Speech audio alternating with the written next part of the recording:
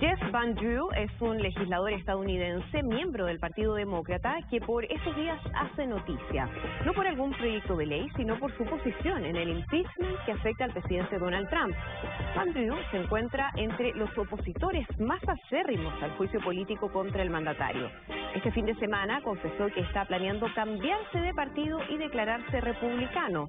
Lo hará justo cuando los demócratas más necesitan de su voto para seguir adelante con el impeachment. La decisión del parlamentario es la muestra clara de cómo este impeachment se ha convertido en una guerra entre demócratas y republicanos. Aunque los demócratas tienen los votos para apoyar los cargos contra el presidente, hay varios miembros de ese partido que no están cómodos con la idea de participar en la votación. La decisión del legislador de 66 años tendrá consecuencias en su carrera política. Deberá enfrentar las críticas de los demócratas y la indiferencia de algunos republicanos.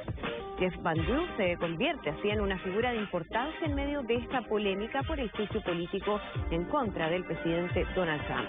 Tema que analizamos en Mundo Plus hoy.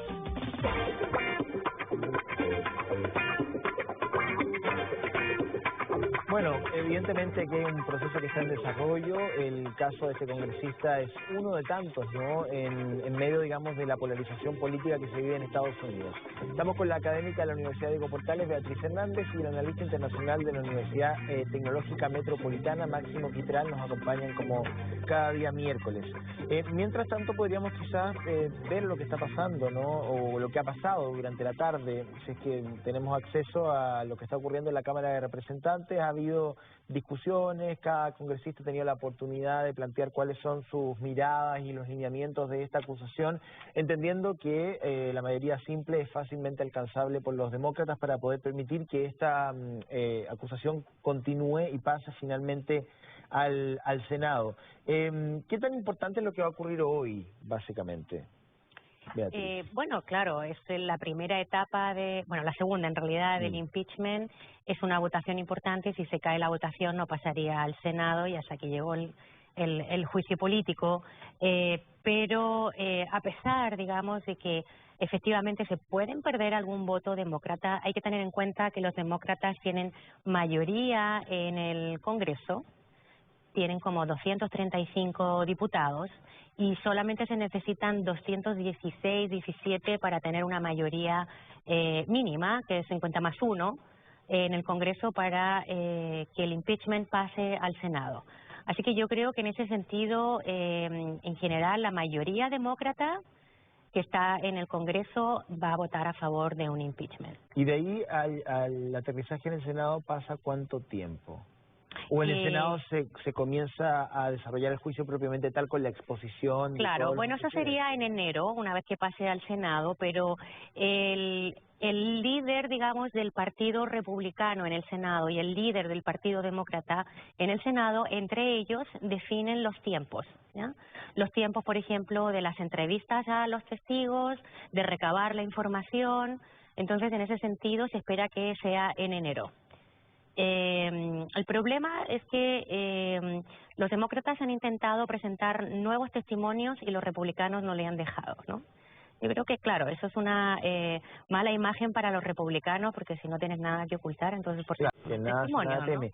Máximo, el presidente se ha mostrado bastante desafiante, ¿no? Ayer mandó una carta bien dura acusando a Nancy Pelosi de todas las perversiones políticas posibles, digamos. Y hoy día no ha parado de tuitear, lleva como 90 tweets donde él, de todo, un abanico de léxico bien amplio. Pero se muestra confiado y poco respetuoso del mecanismo. Dice que esto es un mecanismo que vulnera incluso el espíritu de los padres de la Unión. O sea, así de duro. Sí, bueno, la confianza no solo está dada porque es prácticamente de conocimiento público el resultado en el Senado. Entonces yo creo que a partir de eso también Trump está confiado en el proceso en general. Pero también hay otras cosas que a mí me parece que dentro del análisis político de su estrategia están en conocimiento. Por ejemplo, de que no ha tenido este caso en concreto toda la atracción mediática en los votantes. Eso es muy interesante porque la verdad las cosas es que no se está mostrando un interés propiamente tal por el fondo de la discusión. ¿Por qué? Y porque algunos señalan que aparentemente el caso Ucrania es mucho más distante para el electorado estadounidense que lo fue, por ejemplo, el caso de esta investigación de los vínculos de Trump con Rusia. Entonces eso como que ha ido perdiendo un poco la fuerza y además hay un alto porcentaje de votos independientes que también estarían mostrando cierta distancia del trasfondo de la discusión. Entonces tenemos que el resultado final prácticamente ya lo sabemos, sin que esto avance en el momento. Tenemos un votante que toma distancia, que no le parece muy cercano el caso puntualmente. Y hay un dato interesante desde el punto de vista mediático, que las primeras intervenciones en noviembre con respecto al impeachment no lograron una alta audiencia en comparación, por ejemplo, a la investigación de los vínculos de Trump con Rusia. Entonces eso también ha generado un clima de confianza, de tranquilidad, y que ha reforzado esta esquizofrenia permanente de Donald Trump con respecto a los tireos, porque yo creo que lo hace desde la confianza, saber prácticamente que esto no va a tener un beneficio para los demócratas. Bueno, ahí están exponiendo, lo hacen con tiempos limitados el congresista Greg Staup, del distrito número 17 de Florida en este minuto, republicano. ¿Es parecida a la dinámica de la acusación constitucional? Mira, yo lo estaba mirando esta tarde y la verdad es que es un pimponeo entre demócratas y republicanos, todos los demócratas defendiendo el impeachment, todos los republicanos en contra del impeachment, y aquí yo creo que el tema está como, ¿cuál es la historia creíble? Los republicanos dicen que como Zelensky, el presidente de Ucrania, niega rotundamente que se le haya extorsionado y que se le haya obligado a espiar al Joe Biden y a su hijo, ante esa negativa no hubo delito, ¿ya? Pero ¿cómo cuestionas también las evidencias y los testimonios de tantos diplomáticos de larga trayectoria en el servicio exterior norteamericano y también de asesores de la Agencia Nacional de Seguridad que se encargaban de esas escuchas y que a todos ellos les hizo ruido, ¿ya? Como ellos que tienen una larga experiencia de hasta 30 años nunca habían visto algo similar, ¿no? Porque uno pudiera pensar, bueno, eso lo hacen todos los presidentes, extorsionan, etcétera. Sí, lo pueden hacer, pero para beneficios del país, no para beneficio propio, para un beneficio electoral, que es distinto, ¿ya? Entonces, en ese caso, digamos que ha habido abuso de poder, lo digo ya como si... claro, como ya tuviéramos toda la evidencia, ha habido abuso de poder. Bueno, él está, digamos, siendo enjuiciado por 2 temas, uno el abuso de poder, y el otro la obstrucción al Congreso, porque él no daba información al Congreso, claro, bueno, no quiso colaborar, para la investigación. ¿Qué valor tiene la figura de Nancy Pelosi en todo esto, crees tú? Bueno, efectivamente, ella como presidenta de la Cámara de Representantes y pues también por su larga trayectoria como demócrata en el país, ha sido la que ha tenido un motor importante para el tema del impeachment, aunque los republicanos siempre están diciendo que los demócratas le tenían ganas desde el primer día que ganó Donald Trump de hacerle un impeachment y estaban buscando, digamos, la ocasión y la excusa. Se le podría haber hecho impeachment por distintas razones, ¿no? Es parte del juego político. Claro, ese le podría haber hecho por otras razones también, ¿no? Por ejemplo, por el boicoteo a las elecciones en el 2016 y toda la interferencia de Rusia. Y porque mintió, evidentemente el presidente mintió. Pero en este caso, digamos que ella sabía que el impeachment es difícil, porque es difícil de ganar en el Senado. Pero, ¿qué es lo que pasa aquí? Ella, yo creo que todos los demócratas, lo que están pensando es que si en el Senado hay 100 senadores, 53 republicanos y 47 demócratas. Entre esos 53 republicanos, tú necesitas 67 votos. Pero hay 5 que odian a Donald Trump, ¿ya? Y entre ellos está a Mitt Romney, y él puede tener un arrastre importante que ha tenido estos días para que otros republicanos voten en contra de Donald Trump. ¿Cuándo el pirquinero pueden conseguir los 66 votos que necesitan? Bueno, se está moviendo así. También hay demócratas que están indecisos. Entonces, sí, creo que sí. Claro, ahora el juego, digamos que la parte de la votación en el Congreso es fácil. Aquí, digamos, lo que se juega el impeachment es en el Senado. Y en el Senado, yo creo que ahí lo importante, a ti que te gusta el tema electoral, es que, por ejemplo, hay demócratas y republicanos que tienen que ser reelegidos porque la Cámara se va renovando por tercios, entonces unos son reelegidos en el 2020, otros en el 2022, otros en el 2024. El que le toca en el 2024 dice, bueno, yo si voto a favor del impeachment, a mí esto no me va a afectar porque para el 2024 todo el mundo lo habrá olvidado. Y la memoria, en fin. Pero aquellos que les toca renovar en el 2020, ya sean demócratas o republicanos, se lo están pensando mucho. A ver, escuchemos a Nancy Pelosi, que dio declaraciones durante la mañana, y de ahí seguimos comentando porque ella entrega ciertas luces respecto de lo que espera del proceso del día de hoy. What we are discussing today is the established fact that the President, again, violated the Constitution. It is a matter of fact that the President is, again, an ongoing threat to our national security. The President used the power of his public office to obtain an improper personal political benefit at the expense of America's national security. When a president weakens a Democratic ally that is advancing American security interests by fighting an American adversary, the president weakens America. Y ahí ya da el esquema general, ¿no? Uno podrá estar de acuerdo o no, pero bueno, él había mandado una carta ayer acusándola de todo, lo posible y lo imposible. Bueno, porque tiene que hacer también, claro, tiene que reaccionar un poco, claro, obvio. Bueno, no creo que lo hiciera Bill Clinton en su época, enviar una carta diciendo, ¿cómo osas denunciarme de 6 páginas? Pero es que todos como Trump, claro, o sea, no esperemos tampoco un Trump tranquilo, pasivo y muy diplomático. Él siempre desde la campaña presidencial tuvo un rol bastante desafiante en relación a la política y siempre buscó marcar una distancia al respecto. Ahora, ¿cómo esto va a determinar la campaña? Yo creo que hoy apareció una encuesta donde Donald Trump le gana a todos los demócratas. O sea, ese es un dato interesante, a pesar de que tiene la prensa en contra. Yo creo que esto lo beneficia finalmente. Ahora, si sale airoso del resultado final, queda nuevamente muy empoderado. Ahora, es curioso de repente algunos datos con relación al impeachment. Solo 1 de cada 5 estadounidenses entiende la discusión de fondo y el resto está como no considerando la discusión, como que está en otra, la economía le está yendo bien. Entonces acaba de lograr un acuerdo de un nuevo NAFTA entre demócratas, republicanos y sindicalistas. Entonces ha articulado una política que muchas veces queda un poco encapsulada y nos quedamos con algunas cuestiones que aparecen y que dan la sensación de que estamos frente a un actor político debilitado. Pero yo creo que, como el resultado del Senado, insisto, me estoy adelantando, va a ser favorable a Trump, va a quedar en una posición, pero realmente beneficiosa para lo que va a ser la campaña presidencial. Beneficiosa y además me imagino que donde Trump gana pierden los demócratas. Tampoco han sido ellos... Ese es un buen punto, que estas discusiones que hay internamente. Ellos yo creo que con esto a lo mejor pueden estar minando el propio camino de sus precandidatos, ¿o no?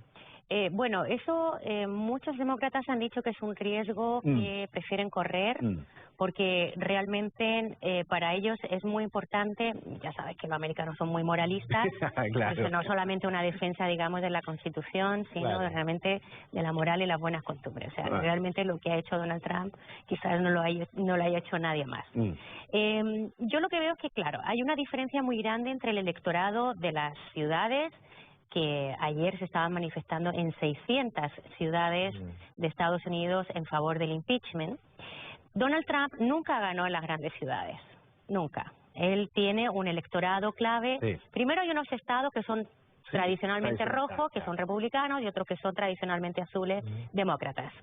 En este caso, digamos, él arrasó en las zonas rurales demócratas también. Y eso también tiene relación con la crisis vivida, con la globalización. Son los sectores que también se han ido beneficiando últimamente. Y a estas personas, a estos ciudadanos, lo que les interesa es la política doméstica.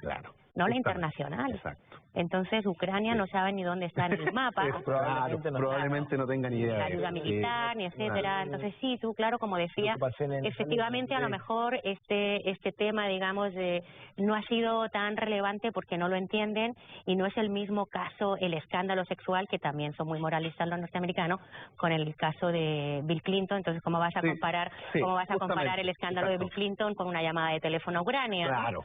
Entonces, Bill Clinton era más, fíjate que yo creo que el de Bill Clinton movilizó más sí, porque tenía que ver más con la estructura humana del presidente, digamos, del día, ¿no? Y ahí ni siquiera hubo testigos, no se presentaron testigos, se presentaron evidencias.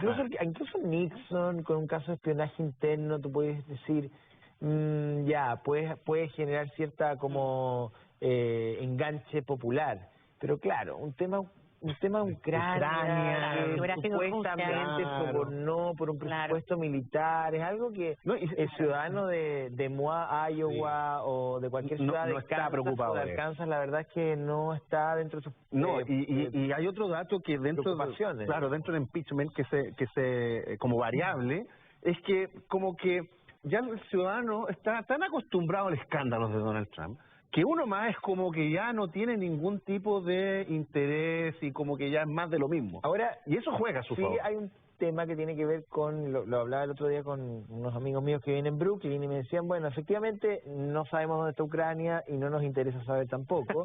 Bueno, hay que pero sí la discusión que hay en la calle no tiene que ver tanto con Zelensky, que ni siquiera saben cuál es su cara, sino la altura moral que tiene Trump para el cargo, digamos, o sea, si es capaz efectivamente de llegar a niveles de tanta oscuridad y de tanta, digamos, transgredir tantos valores que en el fondo terminen dañando la presidencia como institución. Yo creo que eso sí, de alguna u otra manera, está en las mesas hoy día de las familias norteamericanas. Sí, yo creo que también esta ha sido un poco la excusa que se necesitaba para el impeachment de Donald Trump, porque lo que sí ha impactado a muchos norteamericanos, hay que tener en cuenta que ya hay 3 generaciones de inmigrantes latinos en Estados Unidos. Yo estaba viendo el impeachment esta tarde y había varios de origen latinos, incluso uno de ellos habló en español. ¿No? Efectivamente el tema de los derechos humanos, de poner en jaulas, de separar a niños de sus padres, es muy grave. O sea, yo eso lo encuentro más grave que la llamada de teléfono a Ucrania, pero claro, no se le hace un juego político por eso. Que estaban de acuerdo con eso. Sí, pero pero no tanto. Los demócratas siempre, por lo menos Obama siempre fue el que inspiró el Dream Act, para que los hijos de inmigrantes que ya estaban en Estados Unidos se regularizaran, pudieran ir a la universidad, etcétera. Haciendo un ejercicio de sensatez, uno podría hacer una larga lista de cosas mucho más brutales, que haber llamado al presidente de Ucrania para decirle que le eche una mano. Totalmente de acuerdo. Desde el mismo muro como una idea hasta las amenazas de crear fosas con lagarto, no sé, el tema de la separación de las familias, sacar a Estados Unidos del Consejo de Derechos Humanos, sacarlo del Acuerdo de París, desconocer el acuerdo con Irán. O sea, hay una serie de decisiones y de arrebatos políticos que son mucho más graves que algo que sin duda es grave, si es que logra aprobarse, pero menos que toda esta lista. Yo creo que esta es la excusa, ¿no?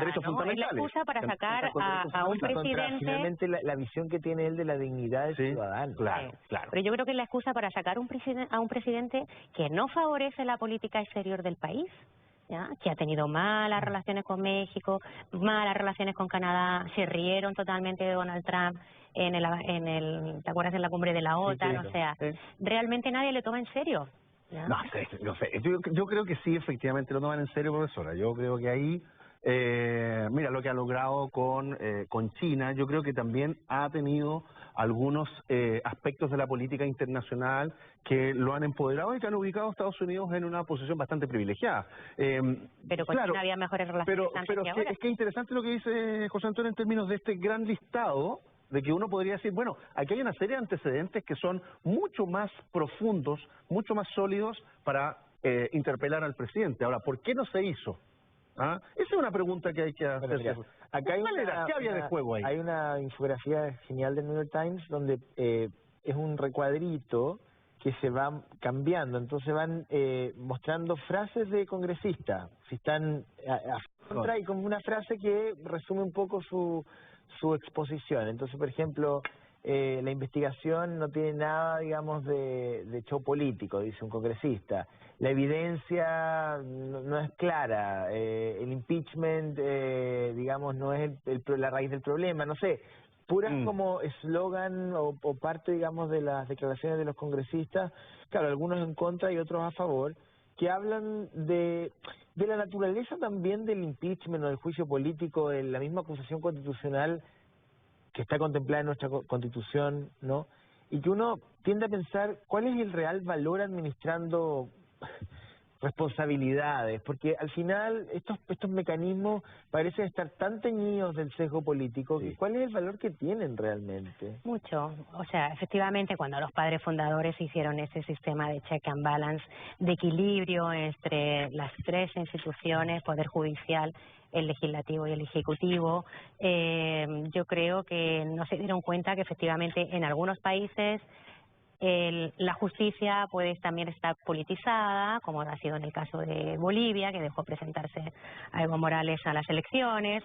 Otras veces en el Congreso solamente lo que no les importa tanto el futuro del país o el presente del país, sino su reelección, ¿no? Que es lo que yo estaba mencionando. O sea, es que la política es mucho de eso. El tema de la reelección, y es mucho hoy por ti, mañana por mí, dame un voto, después te cambio el voto por otra cosa, y entonces esto parece que esa es la política. ¿Cuán seria es la asignación de responsabilidades políticas basado en hechos en una Cámara que es netamente, digamos, política, evidentemente, pero al mismo tiempo que está cruzada por una serie de factores que no tienen que ver necesariamente con la administración de un juicio político?